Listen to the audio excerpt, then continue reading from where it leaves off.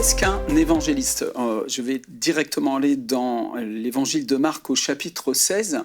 Et puis il leur dit « Allez par tout le monde et prêchez la bonne nouvelle à toute la création. Celui qui croira et qui sera baptisé sera sauvé, mais celui qui ne croira pas sera condamné. Voici les miracles qui accompagneront ceux qui auront cru. En mon nom, ils chasseront les démons, ils parleront de nouvelles langues, ils saisiront des serpents. S'ils boivent quelques breuvages mortels, il ne leur fera point de mal. Ils imposeront les mains aux malades et les malades seront guéris. » Le Seigneur, après leur avoir parlé, fut enlevé au ciel et il s'assit à la droite de Dieu. Et ils s'en allèrent prêcher partout. Le Seigneur travaillait avec eux, confirmait la parole par les miracles qui l'accompagnaient. Cette fin de l'évangile de Marc donne faim à l'évangéliste. Ça nous donne faim et soif. Et on veut aller dans le monde entier, prêcher la bonne nouvelle. On a une bonne nouvelle. Et qu'est-ce que cette bonne nouvelle ? Cette bonne nouvelle, c'est que Jésus-Christ, le Fils de Dieu, est venu mourir sur une croix pour nos péchés.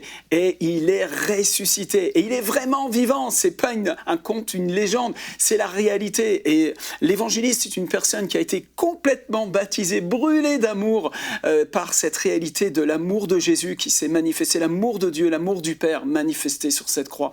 Un des versets préférés de l'évangéliste, c'est « Car Dieu a tant aimé le monde », Jean 3,16. « Car Dieu a tant aimé le monde qu'il a donné son Fils unique afin que quiconque croit en lui ne périsse point, mais qu'il ait la vie éternelle. » Un évangéliste a tellement le désir de faire connaître ce Jésus qui a vaincu la mort.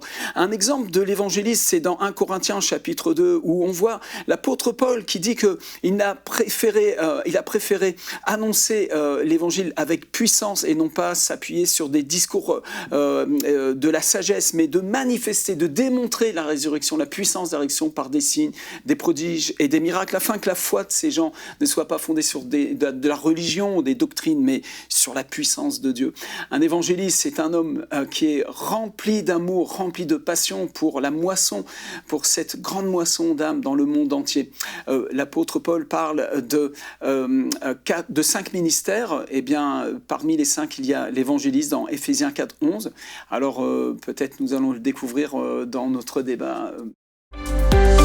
Retrouvez la suite de ce programme dans l'émission Bonjour chez vous sur ENCI TV.